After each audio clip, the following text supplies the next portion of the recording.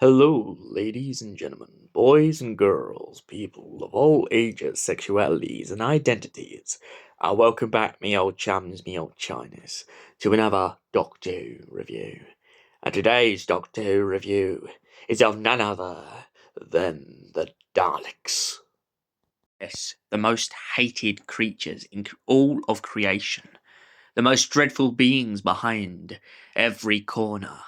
The creatures that make you crawl and hide behind the sofa. The things of nightmares. And all these things and more. Over the years, they have come in many forms. Many forms. They've even had rebel factions fighting against their own fellow peers. And if one thing is known about the Daleks, contrary my friends, it's that they are relentless, and no matter how many times you defeat them, they keep coming back and back, over and over again.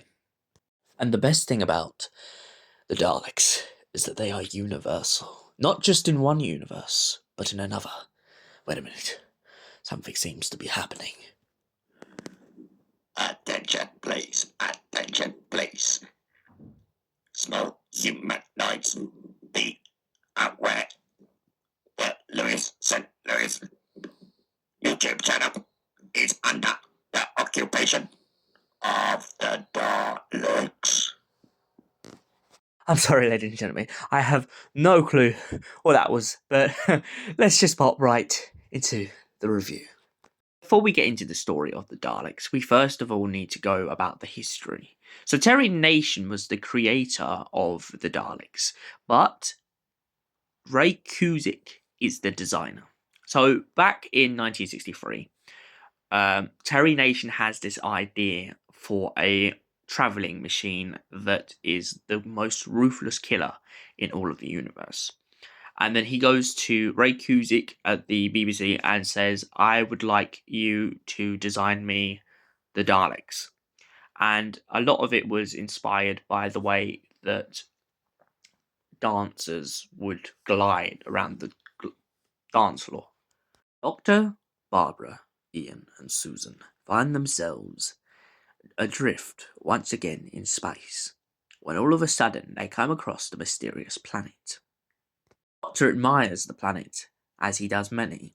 He believes that it is very interesting, and that it seems to have been affected by some sort of war. He doesn't quite know what at the time, but he knows that whatever the war was, it certainly wasn't nice. It seems to have turned all the creatures and all the inhabitants into petrified rock.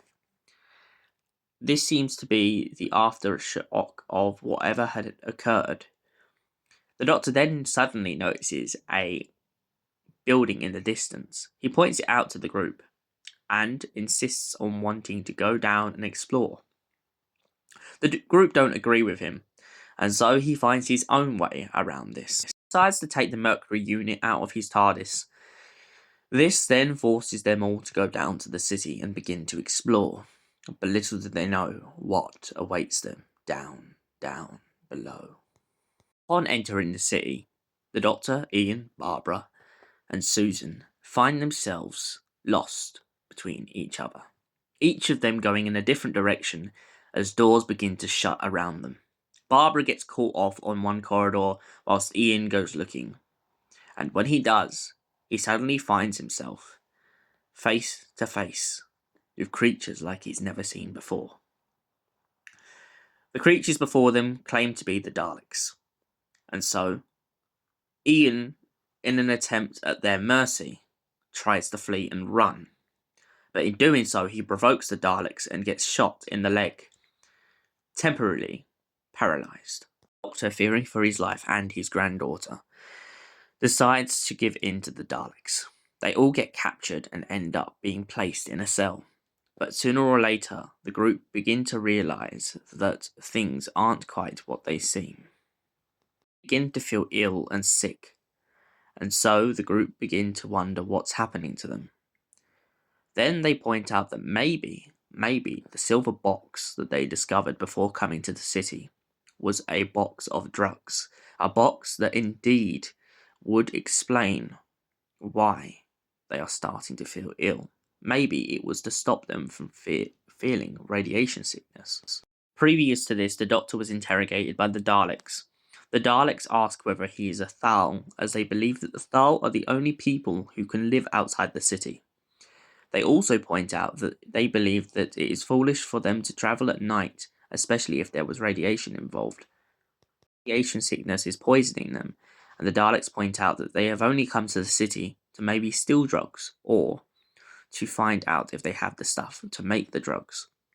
Daleks then, hesitantly, explain to the Doctor what the Thals are, and then lie to him by telling him that they are horrible mutations, and so he begins to wonder who is on the winning side and who is really out for blood. The Doctor, Barbara, and Ian's condition gets worse. Susan is forced to run out of the city into the forest and try and recover the drugs. In doing so, she points out to a Thal that she comes across that the Daleks have asked for the drugs. The Thal then questions her and begins to ask whether or not they want the drugs for her and her friends, or just for themselves. Susan replies with the fact that she doesn't know. She doesn't have a clue what they want the drugs for, and she doesn't even know if they'll even give them to her. Thal, out of generosity, gives her another pack of drugs, one for her friends and one for the Daleks. When she arrives back at the city, the Daleks decide to take one set of drugs off of her, leaving Susan with the other set of drugs. Susan then points out to her friends that she's surprised they didn't take both drugs, especially after she had already been scared about them finding them. But as soon as they did, they seemed to leave them alone. Susan and the others begin to recover, and eventually they come back to full health. But this still leaves them one problem, and that is how to escape the Dalek city. The Thals all begin to come together, and little do they know what's happening inside the city. They begin to discuss the providence of what their future with the Daleks will be. The Thals begin to point out that they are farmers and the Daleks were merely no more than scientists. Culture had become enveloped in new ways of sustaining food and culture and machinery.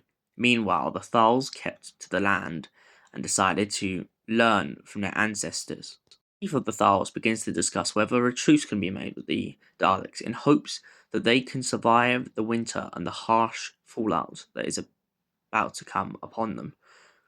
Eventually, they receive a note from the city, a note written by Susan Foreman, a note stating that she would like them to come to the city and bring a truce with the Daleks, but little do they know that this truce will never be kept. The Daleks betray the Thals on the first instance they get.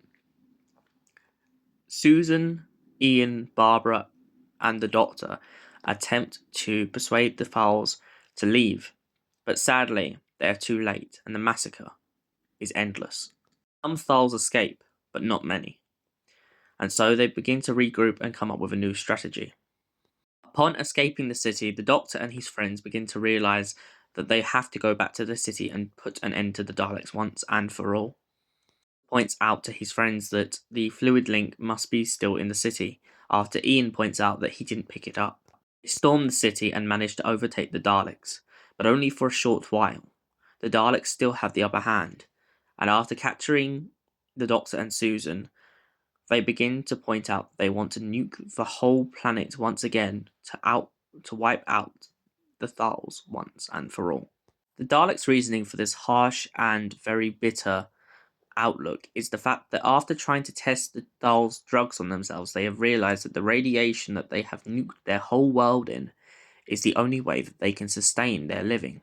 They believe in nuking the rest of the planet will give them the ability to travel out of the city and finally have conquest. It points out to them that this is wrong, that this should not happen, and that they are pure evil.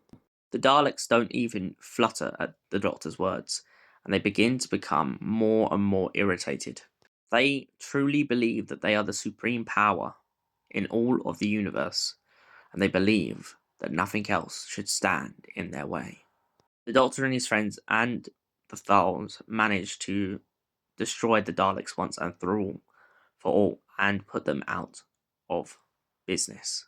One of the Daleks, in its last words, tries to plead mercy to the Doctor, asking that he will stop the power from draining. The Doctor refuses after all of the things that the Daleks have done and all the killing.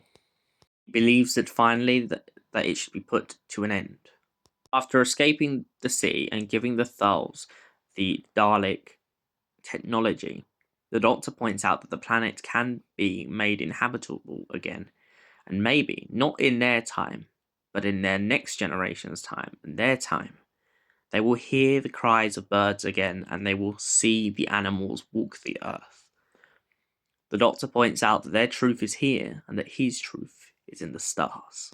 This story may sound very familiar to you. It may sound very familiar in the sense that it was not only a Doctor Who TV episode, but it has also been in a technically spin-off of the show in a movie called Doctor Who and the Daleks. Doctor Who and the Daleks, for anyone who doesn't know, was a 1965 adaptation of this story in which the only subtle difference is, in this version, the Doctor is not a Time Lord. He is a human being from somewhere, I'm going to say somewhere in London, and basically he's a human being scientist who was very clever and managed to make his own time machine.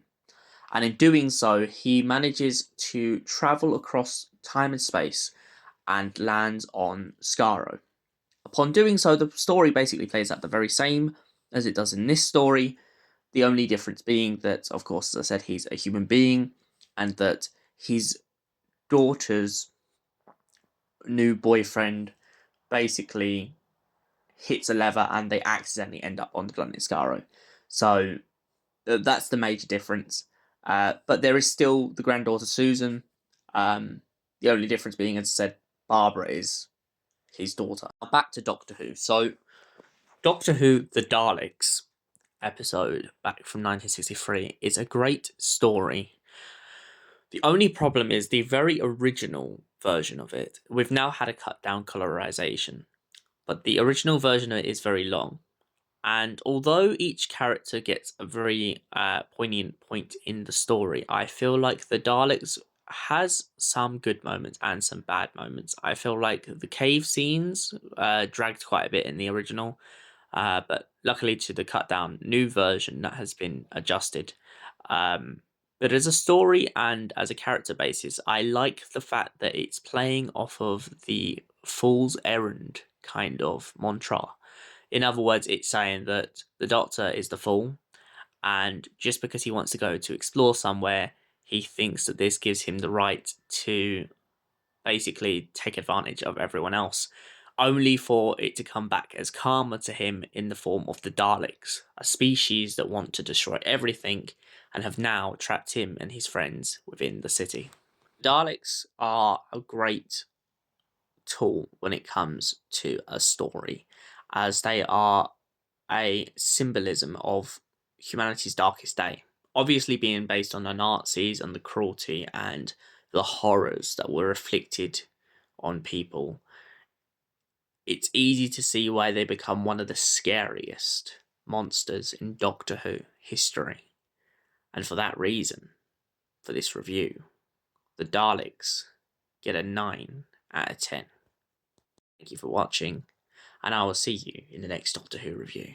Until then, stay beautiful, stay lovely. Oh, and just to mention, if you want more Dalek stories, just remember, there's Big Finish. Stay beautiful, stay lovely, and see you in another video.